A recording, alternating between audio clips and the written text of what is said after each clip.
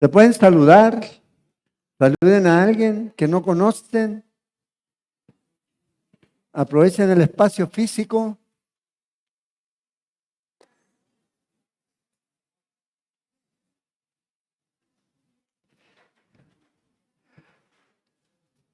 Bueno, damos gracias al Señor por permitirnos reunir este domingo. Estamos a 10 días de la Navidad, 16 días del fin del año, ¿verdad? Entonces, tremendo es como el tiempo va transcurriendo y en cada época y en cada situación podemos ver diferentes cosas pasando, ya sea en nuestra vida o alrededor nuestro, con personas, pero lo importante es no perder de perspectiva o la perspectiva que debemos tener como hijos de Dios. Como cantábamos, agradecer al Señor porque somos sus hijos. Y a lo mejor el año, no sé cómo ha sido para ustedes hasta este punto, puede estar ustedes diciendo, ay, como el salmista, ¿por qué te abates, oh alma mía? ¿Por qué estás triste, angustiado? Pero lo importante es, como el salmista decía, pero aún he de alabarle, aún he de alabarle.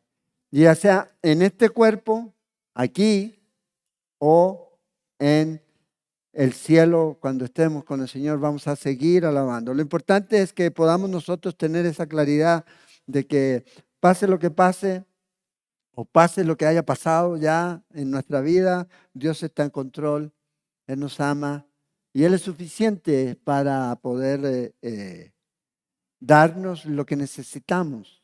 Debemos aprender a confiar en el Señor y que Él nos dé lo que nuestra vida necesita. Vamos a abrir nuestras Biblias ahora en el capítulo 15 de Mateo. Vamos a hacer una oración por Ariel, tuvo un accidente ahorita. Vamos a orar por él. Señor, te damos gracias en esta mañana por tu amor. Oramos por Ariel. Te pedimos que lo cuides, Señor.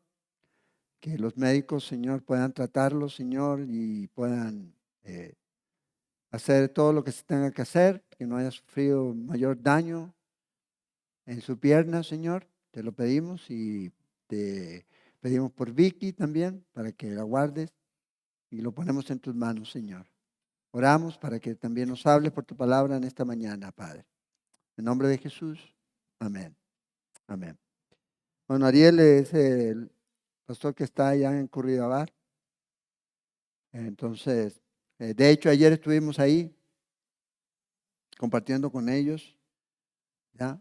Y hoy día ahí, bueno, tuvo un accidente, creo que con un esmeril, algo así, usted sabe. Entonces, pero ya pues, creo que está todo ya ahí bajo control.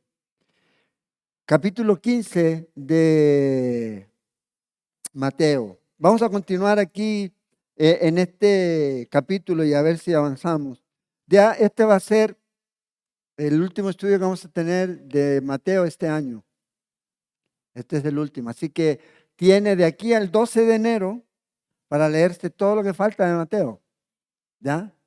Y comenzar a leer la Biblia. En la próxima semana, el 22, vamos a tener ahí, no sé si quedan, pero algunos planificadores de lectura para aquellos que quieran comenzar a leer la Biblia en un año, ¿ya? O al menos tener una guía para ir leyendo la Biblia. Y no es que tienen que, a veces la gente dice, tengo que terminarla, porque al final después se transforma en una carga. No, sino que es una necesidad el poder leer la Biblia y conocer las Escrituras. Y imagínense cuántos años usted tiene de cristiano. Si la leyéramos una vez al año, imagínense, ¿ya? Pero hay cristianos que solo citan lo que les conviene y eso es lo que se sabe. Y por eso nosotros estudiamos todo el consejo de Dios, desde Génesis a Apocalipsis. Aquí ya, gracias a Dios, en todo lo que es el Evangelio del Nuevo Testamento ya lo terminamos. Entonces ahora estamos de nuevo. Y si Dios lo permite, el próximo año vamos a retomar en Jeremías, donde nos quedamos. para terminar de ahí todo el antiguo, si el Señor no ha venido antes, ¿verdad? Si el Señor no ha venido antes, pero ese es el propósito. La iglesia a veces se desenfoca porque piensa que tiene que hacer actividades. No, la iglesia tiene que enseñar a los santos, edificar a los santos para la obra del ministerio. Esa es la razón de ser de la iglesia. Cuando hacemos eso, el resultado natural de eso es evangelismo. Usted va a compartir de su fe, porque está siendo edificado, ¿ya? Para la obra del ministerio, dice el apóstol Pablo. Entonces es importante que nosotros mantengamos siempre eso en nuestra mente y en nuestro corazón. Necesito conocer más del Señor. Necesito conocer más de lo que Él requiere de nosotros, pero también de lo que Él ha hecho por nosotros. Que ese es el énfasis, lo que Dios, quién es Dios y lo que Él ha hecho. De ahí viene después lo demás. A veces viene lo demás después y no sabemos quién es Dios y lo que Él ha hecho por nosotros. Y por eso nos desenfocamos, perdemos la perspectiva. Ahora aquí en el capítulo 15 de Mateo, la última vez, la semana pasada, estuvimos mirando ahí en el versículo 31. Hoy día vamos a retomar en el versículo 32. Y aquí Jesús lleva ya 3 días haciendo ministerio. Así, intenso. ¿Ya? Y gente con él. Y como leímos antes, habían cojos, ciegos, mudos, mancos, etcétera, que venían donde el Señor. Y muchos otros enfermos nos dicen. Y el Señor los sanaba. Los ponían a los pies de Jesús y Jesús los sanó.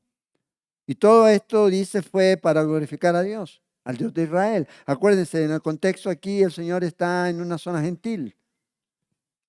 Y para exaltar el nombre de Dios de Israel. Y aquí es importante esto. Esto es importante. Porque el Dios que usted glorifica, usted lo debe identificar. ¿Cuál es? ¿Cuál es ese Dios? ¿El Dios que está revelado en las Escrituras? ¿Que es el mismo Dios de Israel? ¿O es otro Dios? Aquí no cabe, no importa que tenga fe, lo importante es que tenga. No, tenemos que saber en quién depositamos nuestra fe y en quién tenemos nuestra confianza. Para poder, obviamente, llevar la gloria al que la merece. Entonces, esta gente glorificó a Dios, al Dios de Israel. Y luego ahora nos dice aquí en el versículo 32, y Jesús, llamando a sus discípulos, dijo, y si usted tiene Biblia de papel, subraye esto, porque esto se repite. Y eso es una de las cualidades, atributos, características de nuestro Señor Jesucristo. Y como pastor y como líder debemos tenerla, y como creyentes debemos tenerla. Dice que tengo compasión de la gente. O sea, Jesús no se cansaba de la gente, sino que Él la miraba con compasión a la gente. Y eso es lo que nosotros vemos. El gran amor de nuestro Señor Jesucristo nunca se acaba. La compasión de nuestro Señor Jesucristo nunca se agota. La compasión es ser movido con ternura. Esta es la idea aquí, que se combina a la vez con piedad y conduce a la bondad y conduce a la comprensión, al perdón, a la misericordia. Si no tenemos compasión, nunca vamos a llegar al perdón, a la misericordia, a la gracia, a la bondad. Siempre vamos a estar duros. Jesús tenía compasión de la gente. Y lo más importante aquí es que el Señor conocía el corazón de la gente. Aún así tenía compasión de la gente. Sabía que algunos estaban ahí por los panes y los peces, otros por los milagros, pero había gente que sí realmente quería escuchar de Jesús. Y a esta gente el Señor dice aquí que Él tiene compasión. Y vea, dice aquí que ya hace 3 días tengo compasión de ellos porque ya hace 3 días que están conmigo. Y aquí hay una nota al margen. Si usted está con Jesús, Jesús se preocupa de usted. Así que deje de decir que Jesús no se preocupa. Si usted es un hijo de Dios y si usted está ahí, Jesús tiene compasión de usted y se va a preocupar por usted. Y le va a dar lo que usted necesite. No lo que usted cree que necesita, sino lo que usted necesite para su vida. Entonces, si yo soy su hijo, Él tiene cuidado de mí y Él se preocupa por mí. Entonces, a veces nosotros como cristianos estamos como, ay, es que me siento solo. No, Él está ahí. El problema es que tenemos que aprender a escuchar al Señor y a ver al Señor en la circunstancia en la que yo estoy. Porque no siempre va a ser igual. No siempre va a ser feliz y alegre y próspero y bendecido. Pero debemos aprender a escuchar y a ver al Señor en medio del dolor, en medio del sufrimiento, en medio de la necesidad. Y va a darse cuenta que el Señor está ahí, como ese buen pastor. Ahora el Señor dice aquí, no tienen que comer y enviarlos en ayunas. Hoy día ninguno de ustedes se puede ir en ayunas porque hay tamales. No sea que desmaye en el camino. Entonces veamos la compasión, la misericordia de nuestro Señor. Entonces, estas personas que estaban ahí buscando un favor de Dios en ese momento, bueno, van a recibir de parte de Dios. Entonces Jesús no se cansa de las necesidades de la gente, sino que siente compasión por la gente. Y Él quiere que la gente venga a Él. No, no las aleja. ¿A quiénes aleja el Señor? ¿A quiénes ahuyenta el Señor? A los hipócritas. A ellos. Y de hecho no les habla. Y si alcanzamos a ver parte del capítulo 16, vamos a darnos cuenta de eso. Entonces aquí el Señor está teniendo esta compasión. Una gran multitud, fíjense aquí.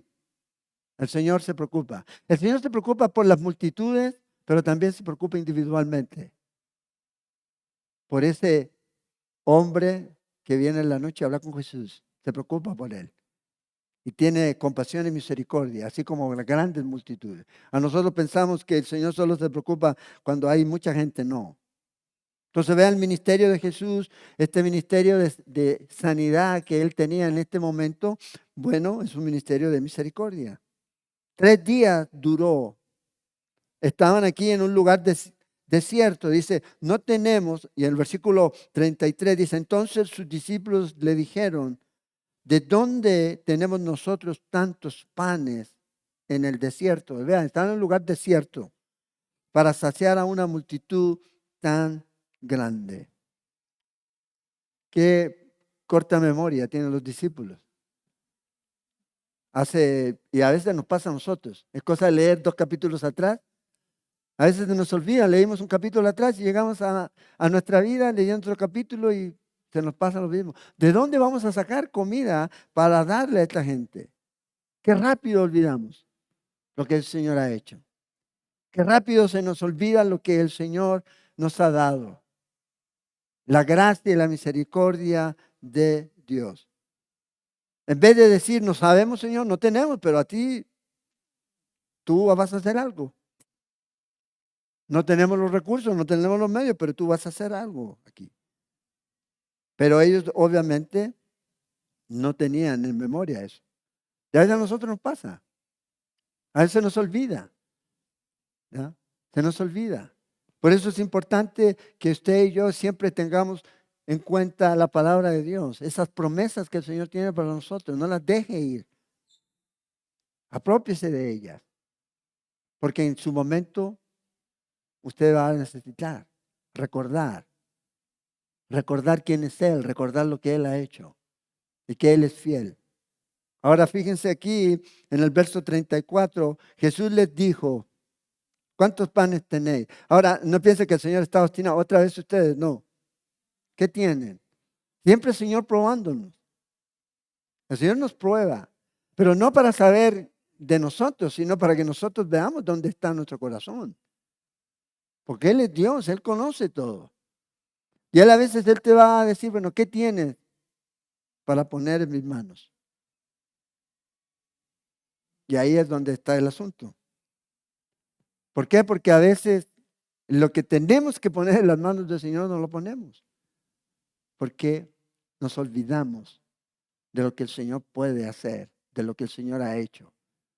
No, no voy a poder, es imposible. Hey, da un paso de fe.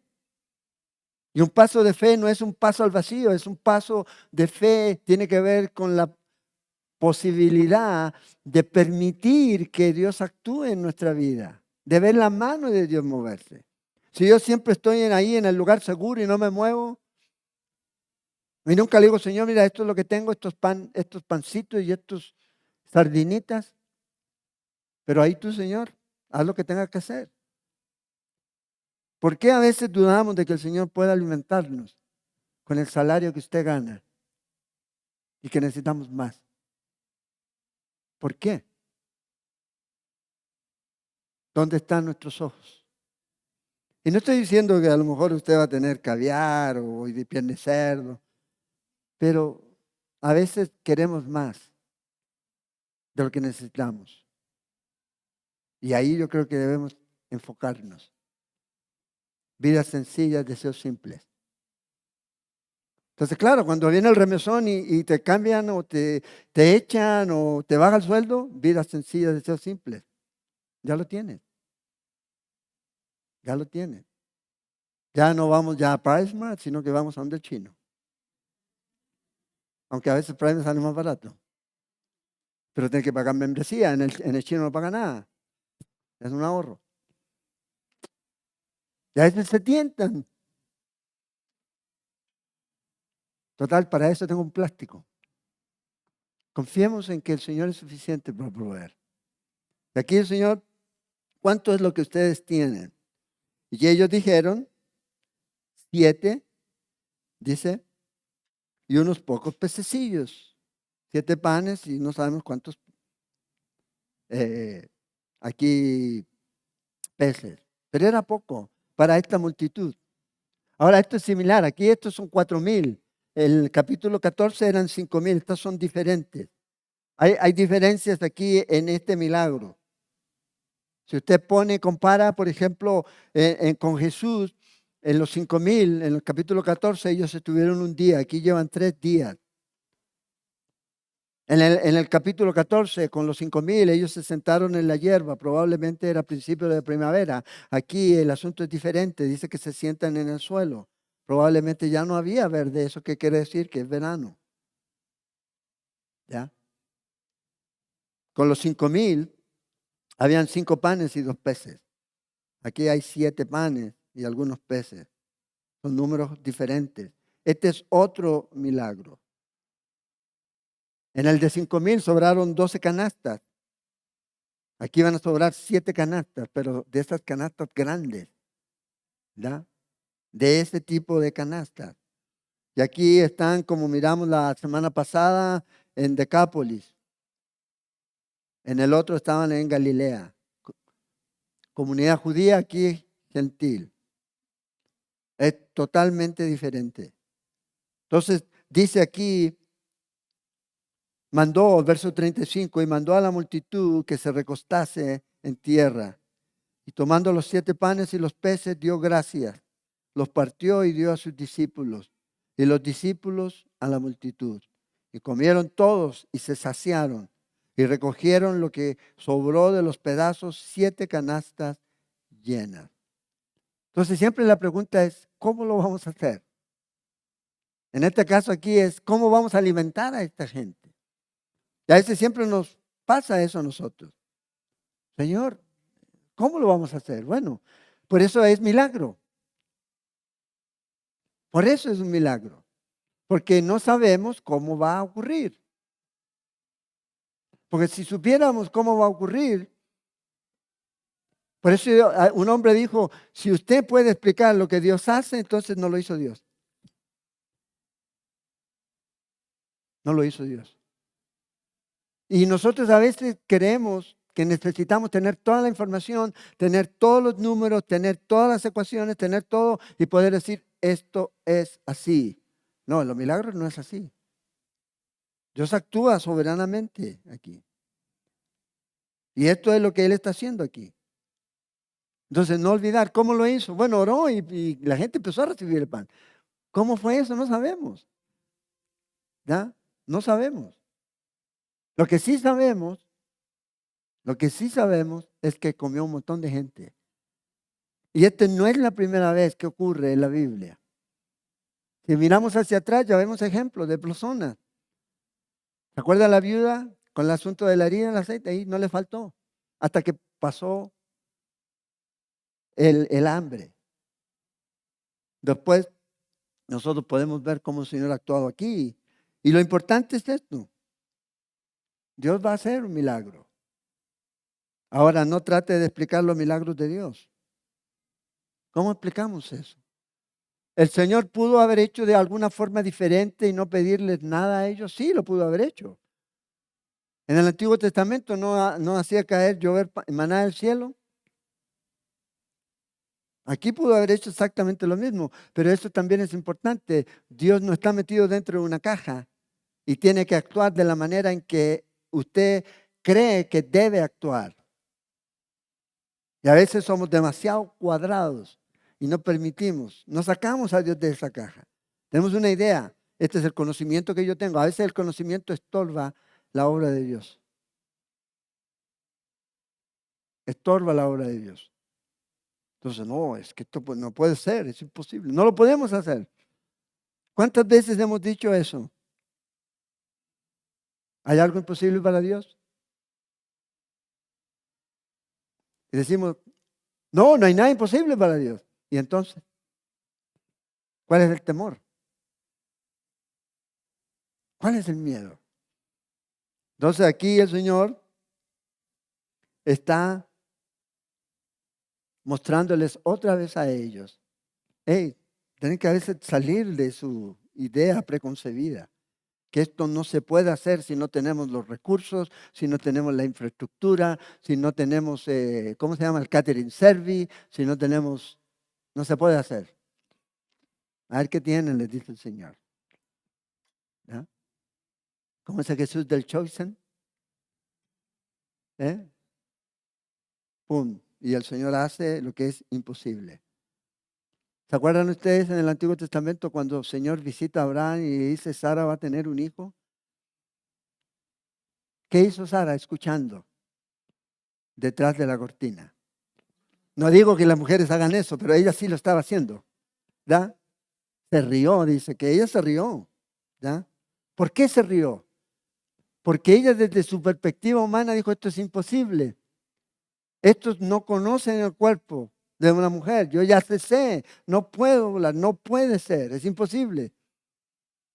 Y ahí es donde está el problema. A veces nuestro conocimiento, no digo que sea malo conocer, pero a veces este conocimiento que nos encajona en que Dios debe actuar de cierta forma, interfiere en lo que Dios puede hacer o quiere hacer. Entonces aquí estos hombres están postrando al Señor y diciendo esto es lo que hay. Esto es lo que hay. ¿Cuántos aquí se han montado en un avión? Los que se han montado en un avión, ¿cómo es posible que eso se eleve? Porque hay ciertas leyes que rompe el avión. Por las alas y todo lo demás. Los que son ingenieros saben. Aquí no hay ingenieros, menos mal. Saben. Rompe otra ley. Bueno, Dios trabaja así. Para Él no se limita el tiempo. Para Él no se limita estas leyes que restringen ciertas cosas. Es como yo le digo, usted tiene un brazo menos, es imposible que pueda aparecer otro. Bueno, ya leímos aquí que el Señor dice que eso, que los mancos, y no solo los mancos, sino a los que cualquiera que le faltaba una extremidad, le apareciera. ¿Se imagina usted? ¿Se imagina? Ahora, confiamos en el Señor. Entonces, Jesús siempre va a usar lo que está ahí. Ve aquí la pregunta que hace el Señor, ¿qué es lo que ustedes tienen? O sea, Dios siempre va a usar a las personas que están ahí, aquellos que están disponibles. Bueno, esto es lo que tengo, Señor. Si usted está aquí esta mañana, usted debe decir, bueno, ¿qué tan disponible estoy para que Dios use mi vida y pueda alimentar? Y no hablo literalmente. o pueda ayudar a otros a ver la obra de Dios. Acuérdense, la evangelización, ¿cómo se hace? Dios nos ha dado a nosotros el mensaje. Pudo haberlo hecho de otra manera, de hecho, si usted estudió el libro de Apocalipsis con nosotros, sabe que en el capítulo 14 Dios va a usar un ángel para proclamar el evangelio eterno. Pero ahorita nos usa a nosotros. O sea, imagínense la bendición. Dios nos salva, nos perdona todos nuestros pecados, nos da una nueva vida, nos da una nueva esperanza. Y además nos dice, ahora ustedes vayan y compartan este mensaje. Y nos da el Espíritu Santo para que tengamos el poder, la capacidad y la habilidad de poder hacerlo. Nos da eso. Y luego nos va a premiar por eso. O sea, ¿dónde? ¿Dónde? Entonces aquí el Señor hace este milagro, pero usa a la gente para realizarlo, trayendo estas cosas que ellos tenían aquí. Entonces usted tiene un mensaje que ha cambiado su vida. Bueno, el Señor dice, úsalo. Entrega el mensaje. Pero para eso necesitamos estar disponibles. Acuérdense, el dar el pan y los peces y repártanlo. Bueno, el Señor te dio algo, repártelo. Repártelo. Reparte las buenas nuevas. Que al final es lo que es eterno, lo que trasciende para la eternidad.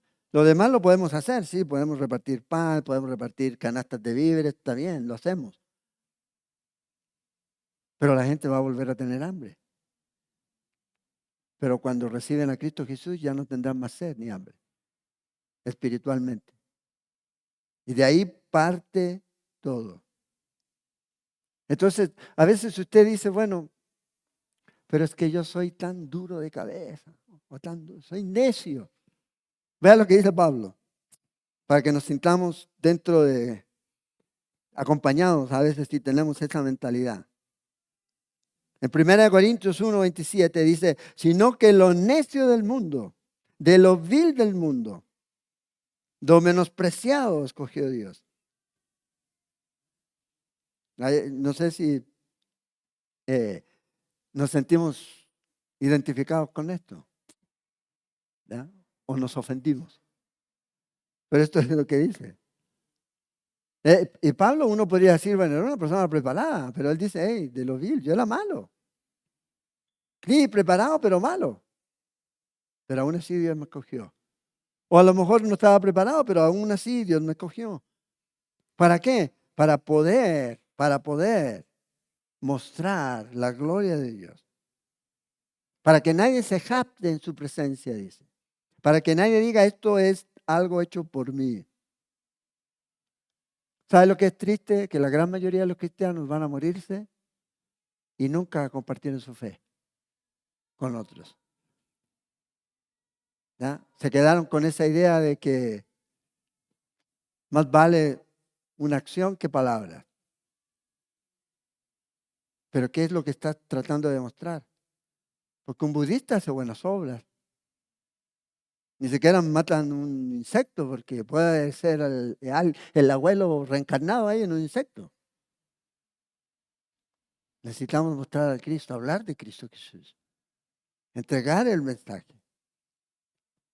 Yo sé que usted lo ha escuchado y lo va a seguir escuchando. Mientras, cuando sea necesario, habla. No, es necesario hablar. Es entregar el mensaje. Sí, porque usted puede ver gente muy buena, pero no son cristianos. Y tienen esa idea que usted también es muy bueno, pero no lo asocian a Cristo.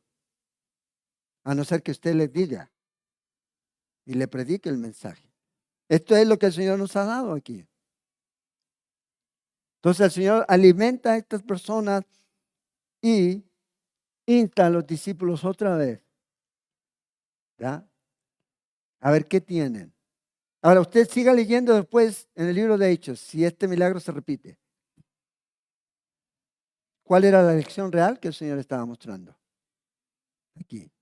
Que ellos tenían que compartir su fe. Sí, dice que la iglesia del primer siglo tenía todas las cosas en común.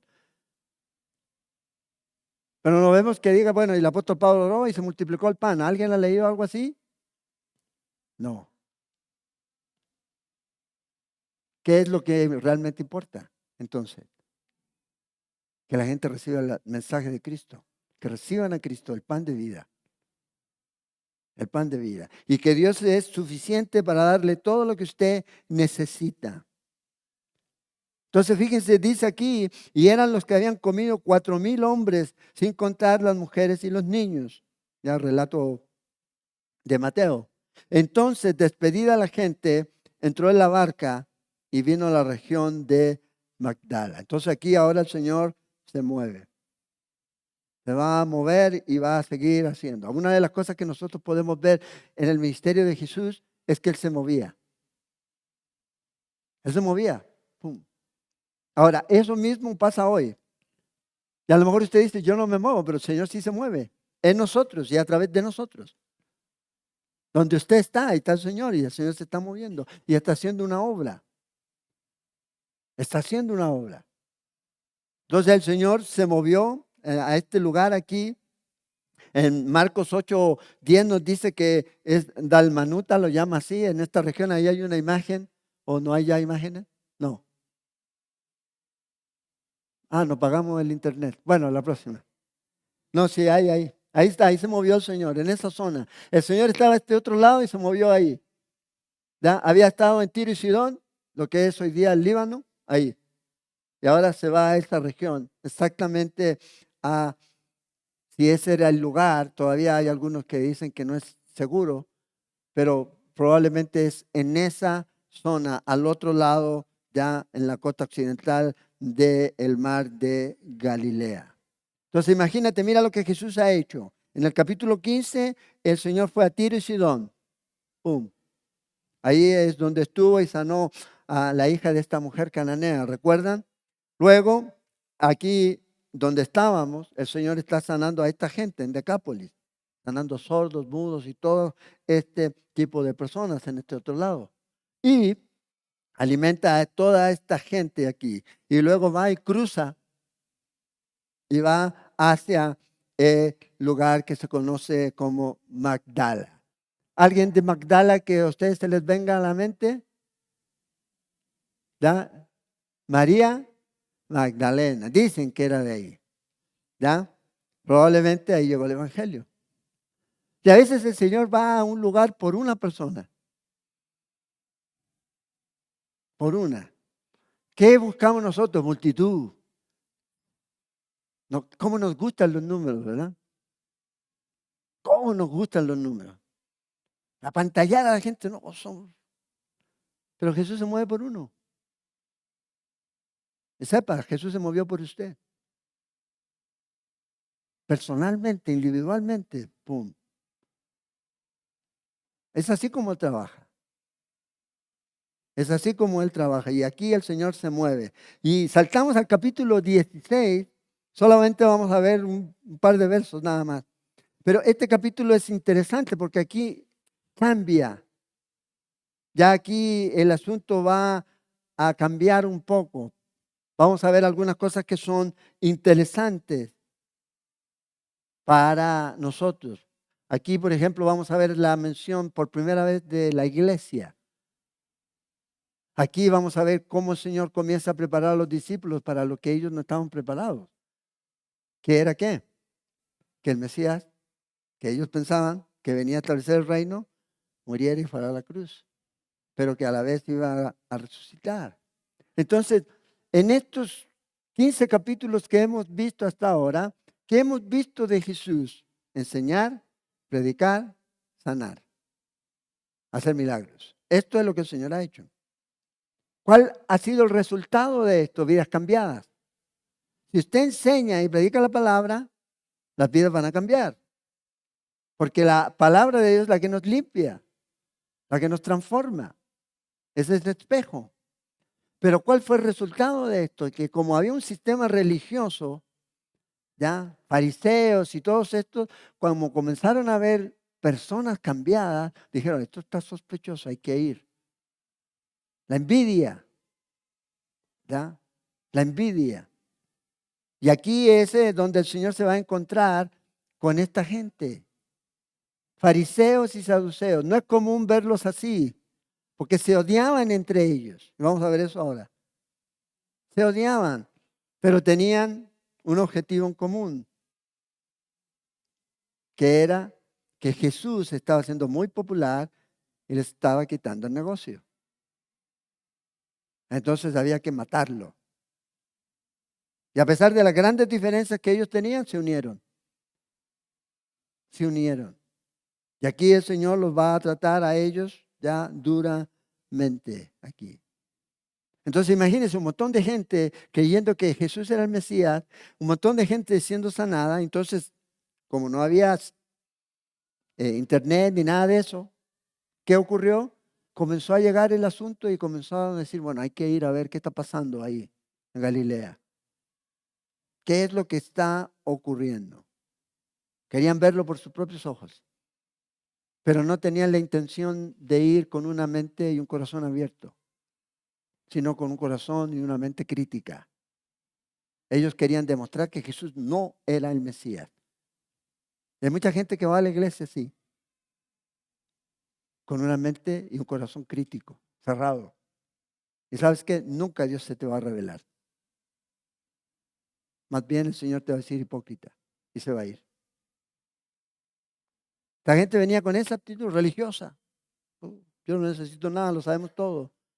Y aquí el Señor los va a tratar a ellos. Entonces, si ustedes se fijan ahí, ¿están en el capítulo 16 o están viendo el partido? El que tiene el teléfono. ¿No? Ah, no, todavía no juegan. Si usted va al versículo 18, para que marque en su Biblia, del capítulo 16, se nombra ahí la iglesia por primera vez. Sobre esta roca edificaré mi iglesia. Ese es el primer lugar, es la primera vez que Jesús usa el término iglesia. Un pasaje familiar. Y dice el Señor, y me gusta esto, porque es tu iglesia. Dejemos de pensar que es nuestra iglesia. Es la iglesia de Cristo. Y Él la edifica. Y sobre esta roca edificaré mi iglesia. ¿Qué hay de malo de llamarnos Iglesia Calvary Chapel? No, ahora hay que llamarse comunidad, porque la palabra iglesia es como que divide a la gente, como muy religioso. Jesús dijo a esta iglesia, que es parte, que viene a ser una comunidad, pero a esta iglesia, a los que son, la palabra iglesia quiere decir a los llamados de afuera. A cada uno de ustedes que son parte de la iglesia, yo voy a edificar. Yo voy a construir. Esto es lo que el Señor ha hecho aquí. Y eso es algo que vamos a ver en este capítulo. Pero también vamos a ver cómo el Señor los prepara para algo que ellos no querían. Y salta el hermano Pedro otra vez. Verso 22, fíjense. Entonces Pedro, tomando aparte, después que Jesús le dijo, voy a ir a Jerusalén y ahí me van a tomar, golpear, humillar, y luego me van a crucificar, pero el tercer día voy a resucitar. ¿No escucharon esa parte? Y vean lo que dice nuestro amigo Pedro. Acuérdense, pero él caminó por las aguas. Entonces Pedro, tomando la parte, comenzó a reconvenirle diciendo, Señor, ten compasión de ti. ¿Cuántos de nosotros estamos así? Lamiéndonos nuestras heridas y dejamos de ser bendición para otros. Nos quedamos ahí. Ay, sí, pobrecito yo merezco que me apachen. No, Señor. Tenía claro cuál era su propósito y su misión. No había ningún problema en eso. En ninguna manera esto te acontezca. Y si usted sigue leyendo, ¿qué le dice el Señor a Pedro? Apártate, hombre espiritualísimo, ¿verdad? Apártate, Satanás. ¿Por qué razón? Porque estaba poniendo sus ojos en la carne. Entonces aquí vemos esta transición. Le queda más o menos un año de ministerio a Jesús. Aquí, de ministerio público. Y los prepara para lo inevitable. ¿Usted está preparado para partir de esta tierra? Jesús estaba preparado. Yo me preparo aquí y ahora. en la decisión que tomamos por Cristo. Si usted ha tomado su decisión por Cristo, estamos listos. Estamos listos. Y yo sé que a lo mejor hay otras cosas técnicas que usted tiene que preparar y arreglar. Ya no le deje deudas a la familia. Prepárese. Ordene su casa. ¿Se acuerda cuando iba a morir alguien? El Señor mandaba un profeta y le decía, dile al rey que prepare Ezequías, que prepare su casa porque se va a morir.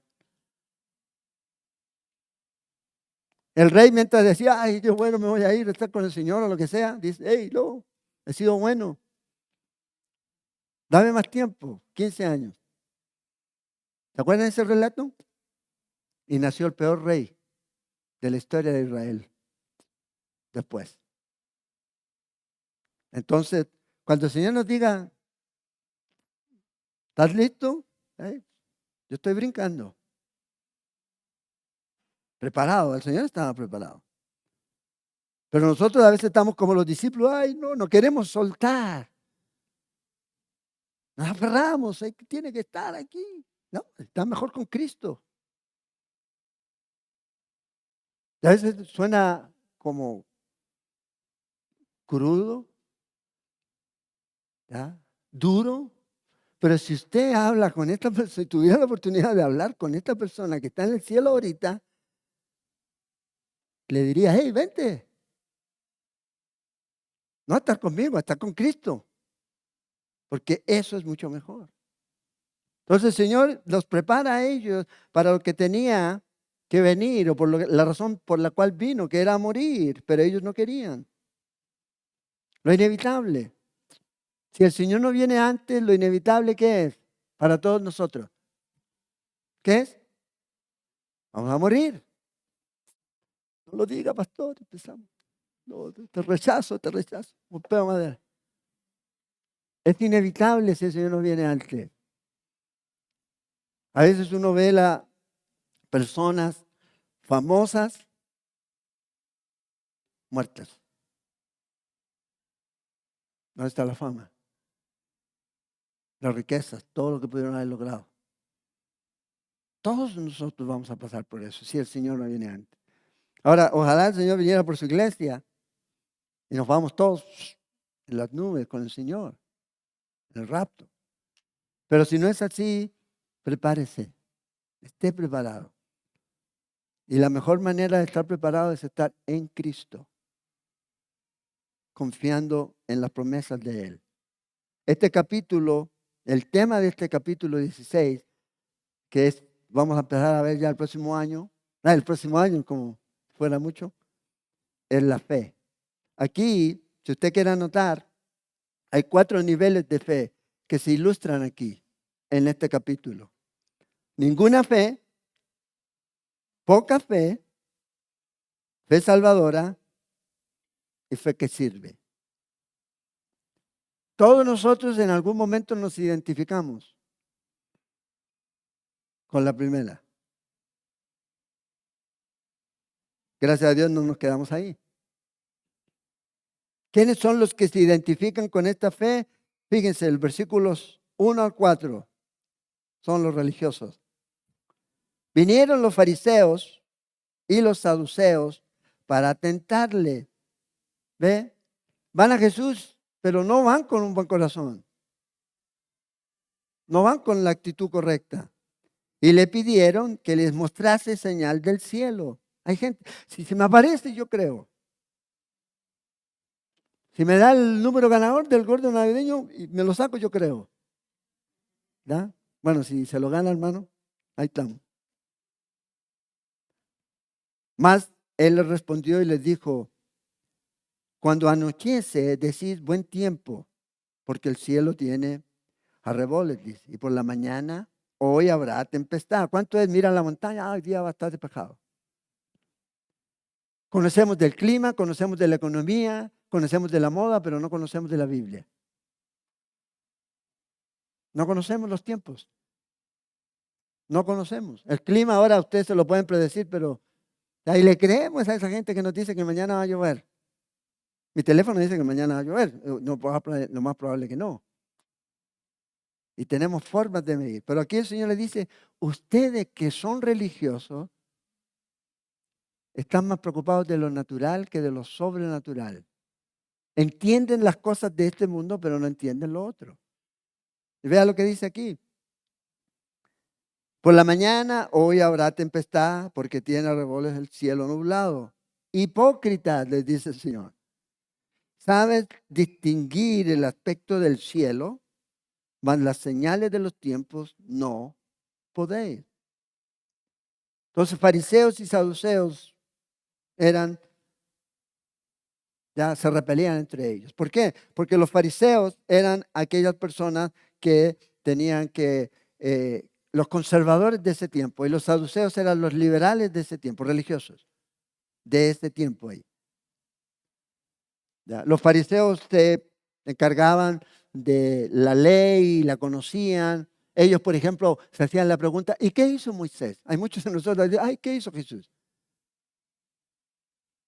Iban a la ley y todo lo demás. Ellos creían en la resurrección, ellos creían en la vida después de la muerte, ellos creían en los ángeles. Ellos tenían una serie de creencias, ¿ya?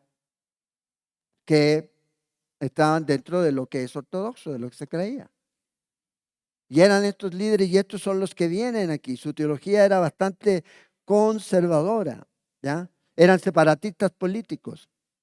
No querían mezclarse con Roma. Y los saduceos, esta secta, y fíjese interesante aquí, el sumo sacerdote del tiempo de Jesús, Caifás, era saduceo.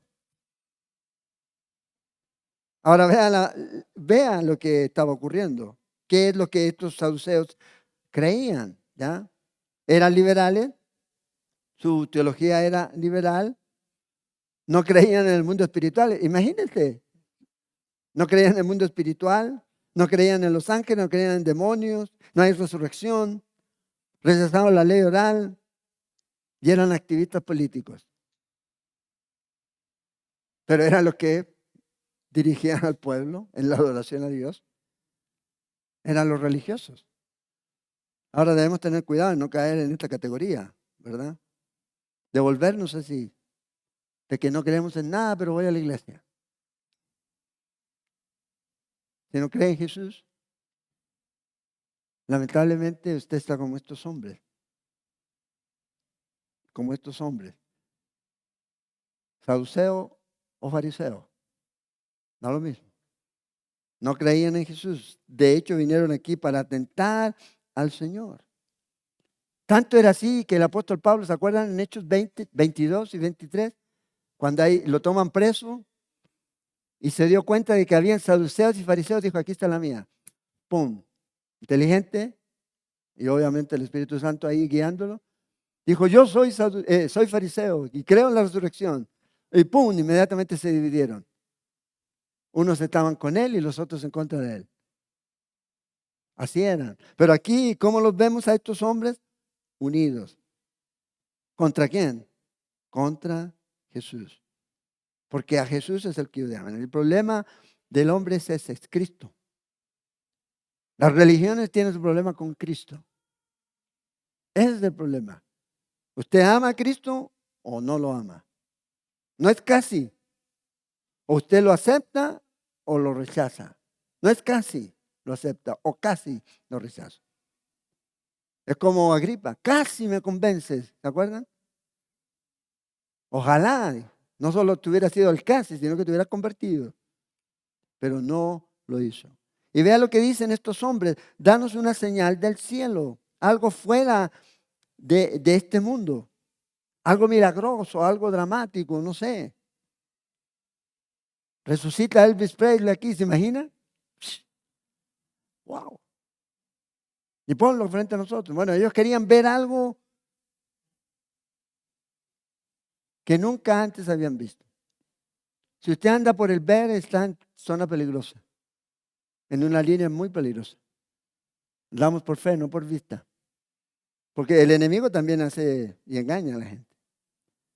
Entonces Jesús les dice a ellos en el verso 2 y 3, ustedes saben distinguir los tiempos. Son grandes meteorólogos, pero son muy malos hombres de la Biblia. Wow, que no nos pase a nosotros. Que realmente el libro en el que más tiempo invirtamos sea la Biblia. Usted puede leer todos los libros que quiera, pero si no está leyendo la Biblia, no está usando bien su tiempo. La Biblia es lo que necesitamos estudiar y conocer. Entonces el Señor le dice, ustedes observan todo lo que es natural, pero no están discerniendo lo que es sobrenatural. Ellos no creían en Jesús. Por eso aquí el Señor les dice a ellos hipócritas. Saben distinguir esto y aquello, pero no están entendiendo los tiempos y las señales. ¿Cuál señal? Es la señal. Es Cristo. Ellos ya habían visto señales. ¿Qué señales habían visto? Lo que hemos leído hacia atrás.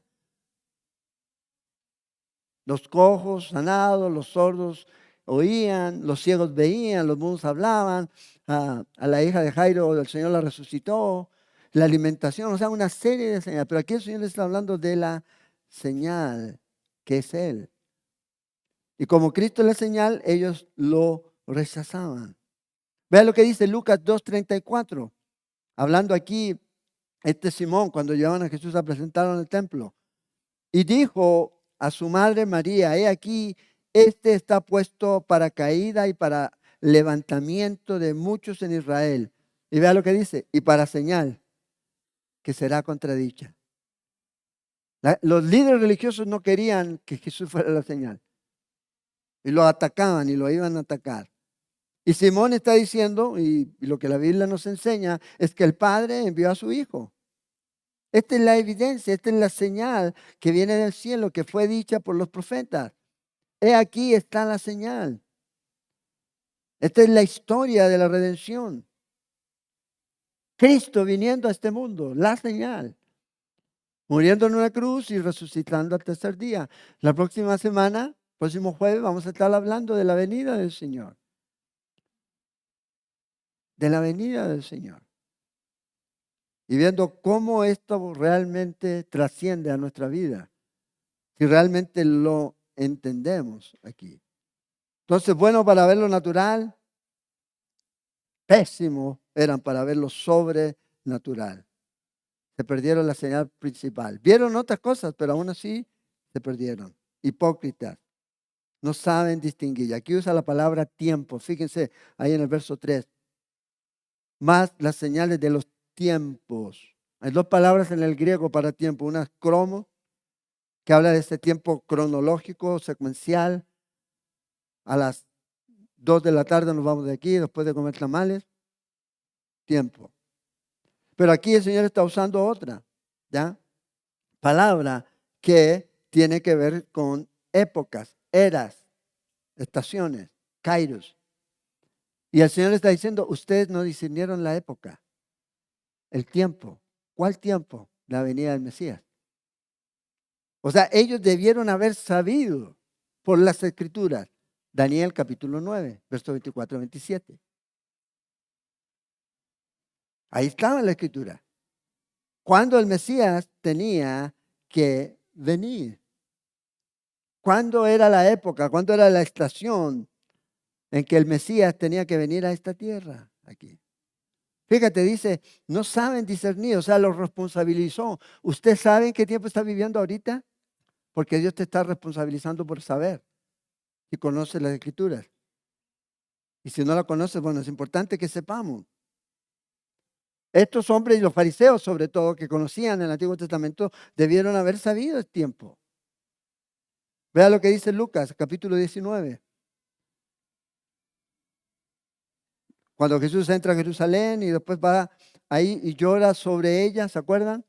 Y en el verso 42 de Lucas 19 dice, si también tú conocieses a lo menos tu día, lo que es para tu paz. Ellos debieron conocer ese día. ¿Cuál día? Cuando Jesús entró. Cuando gritaban, Hosana, Hosana, bendito el que viene, el Salmo 118. Ellos debieron conocer ese día. Este era el día de su paz. Era el día en que entraba el Mesías para morir por ellos, para traer paz. entre ellos y Dios. Pero no lo hicieron, no lo hicieron. Pero luego nos dice aquí el Señor en el verso 43, porque vendrán días sobre ti, sobre Jerusalén. Nosotros podemos ver lo que ha pasado en Jerusalén, en Israel, en el pasado, pero también podemos conocer lo que le espera a Israel en el futuro. ¿Sabiendo qué? Las Escrituras.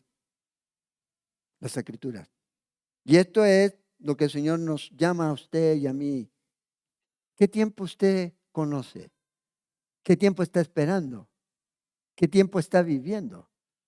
Porque de acuerdo al conocimiento que usted tenga, es la manera en que usted va a vivir su vida. Por ejemplo, si usted dice, viene una recesión mundial, ¿qué hace? Ahorra, ¿ya? Ahorra. Deja de ir a McDonald's, no sé. Bueno, no es tan caro, pero bueno, ir a McDonald's no. Pero deja de salir a comer afuera y ahorrar.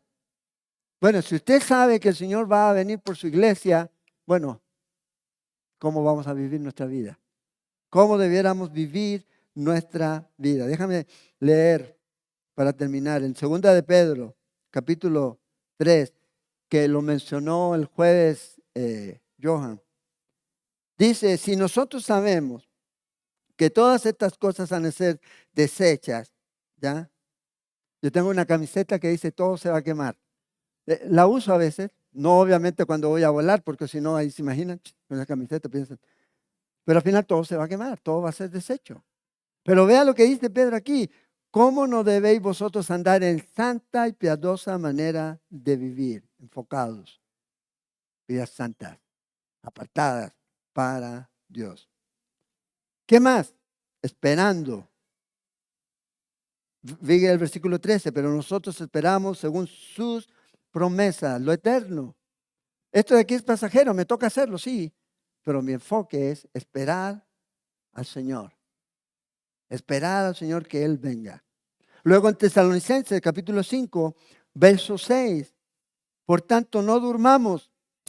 ¿Hay alguien durmiendo aquí ahora? Espiritualmente. ¿Y sabes cómo te puedes dar cuenta si estás durmiendo en tu vida espiritual? Bueno, tu enfoque. ¿En qué inviertes tu tiempo? ¿En qué gastas tu dinero? ¿A quién le das tiempo? ¿Cuáles son tus prioridades? Porque eso va a mostrar si estamos despiertos o no. Si no estamos durmiendo, estamos velando, dice. Seamos sobrios, medimos sobriamente. Seamos sobrios, vestidos de la coraza de la fe. Entonces, ¿en qué tiempo estamos? ¿Estamos listos para irnos? Hoy puede venir el Señor, puede venir el Señor, sí. Es el tiempo. Pero mientras esperamos al Señor, yo no estoy diciendo que el Señor va a venir este año ni antes de que se acabe el año, pero lo que sí estoy diciendo es que cuando el Señor venga, lo importante es que nos encuentre haciendo su voluntad. Bienaventurado el siervo que cuando su Señor regresare, lo hallare haciendo así, dice Jesús. ¿Haciendo qué es? ¿Viviendo para quién? Pregúntate, ¿para quién vive tu vida? ¿Cuál es tu enfoque? Sí, yo trato de agradar a mi esposa, pero la voy a agradar mucho más si mi vida está agradando a Dios. Y viceversa. Mi enfoque es Cristo Jesús. Esta generación mala y adúltera demanda señal. La gente dice, dame una señal. Bueno, la señal es una, Cristo. Su muerte y su resurrección.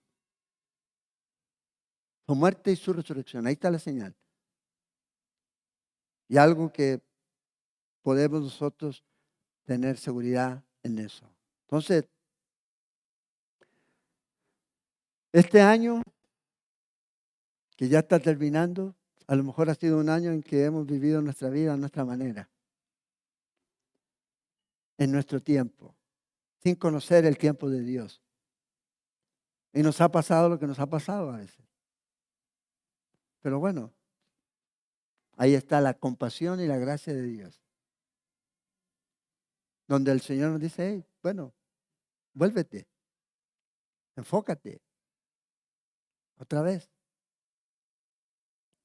que ninguno de nosotros esté aquí por obligación,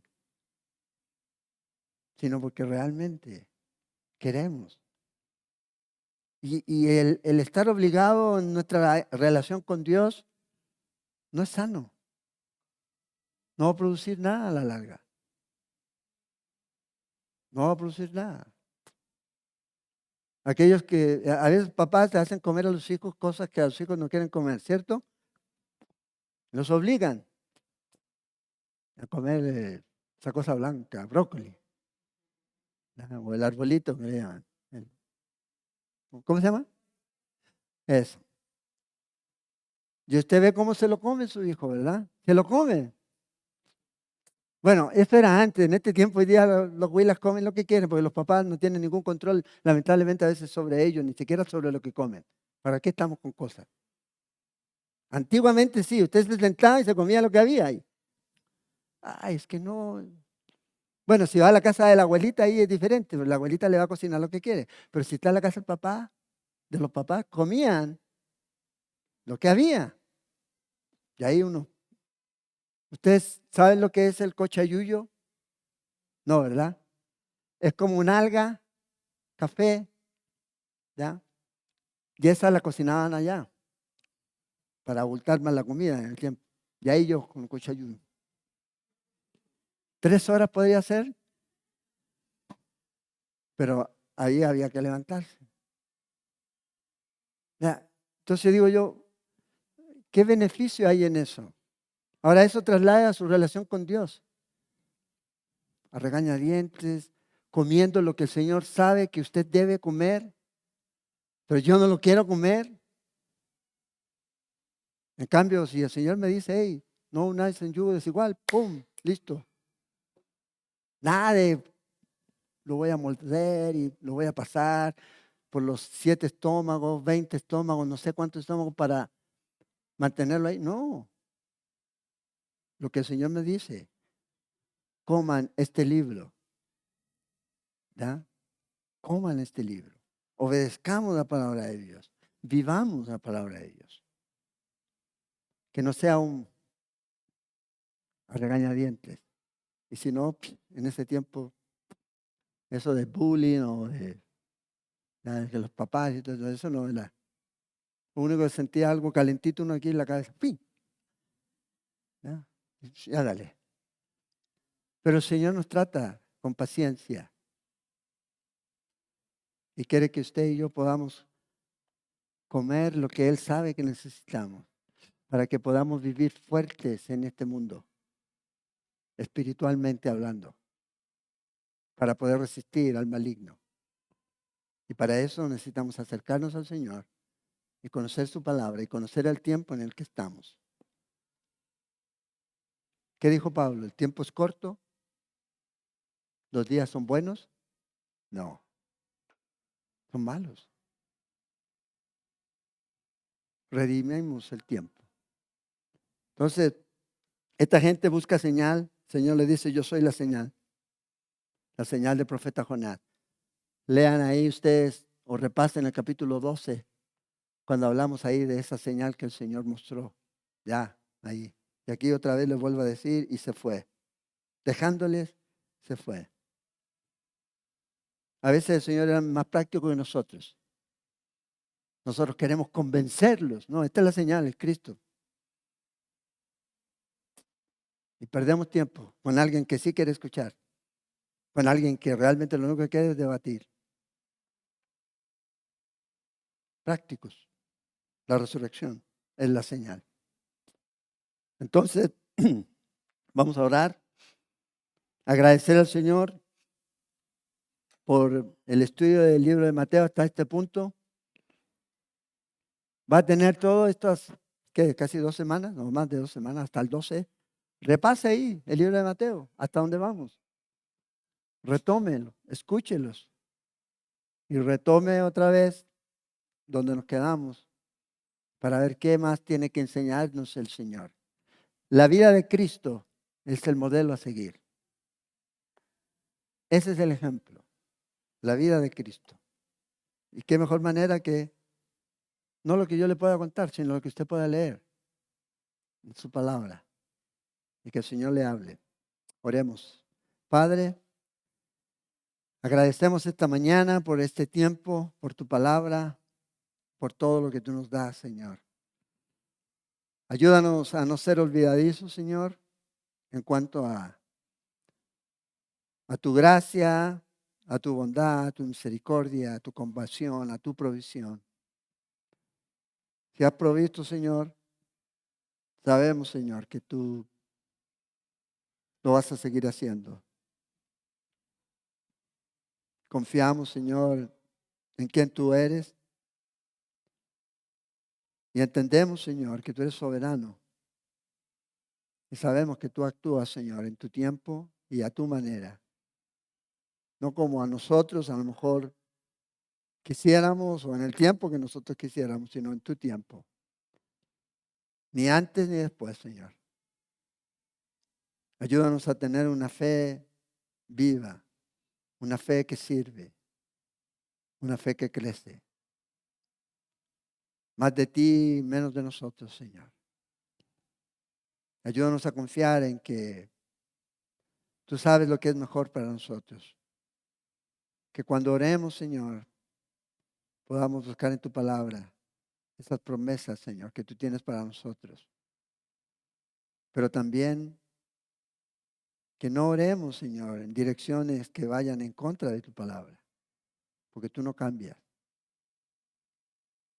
Oro, Señor, para que tú nos llenes con tu Espíritu Santo, que tu palabra, Señor, sea ese deleite en nuestra vida, hablándonos, Señor, cada día a través de ella y dándonos lo necesario, el poder que necesitamos para vivir en este mundo. Esta generación, como dijiste tú, es mala y perversa, es la que estamos viviendo. Y ellos quieren cosas, quieren señales, Señor. Pero sabemos que tú eres la señal. Que nosotros podamos tener esta seguridad, Señor. Y eso es lo que la gente necesita. A Cristo, a ti. Llénanos, Señor, y toca a los que están enfermos. Tú eres supremamente poderoso para hacer mucho más de lo que nosotros pedimos. Y como vimos, Señor, los milagros, Señor, son cosas que no podemos explicar, pero es tu mano poderosa moviéndose y tocando, sanando, restaurando, Señor, conforme a tu voluntad. Espaldas fuertes para resistir, firmes en la fe, sabiendo, Señor, que todo esto es pasajero, que la gloria que nos espera, Señor, está prometida por ti para todos nosotros cuando partamos de esta tierra, Señor. Así que te adoramos, te exaltamos, Señor, y que estas semanas que nos quedan de este año podamos, Señor, compartir de nuestra fe a aquellos que no te conocen, Señor. Te lo pedimos, Padre, y oramos. En el nombre de Jesús. Amén.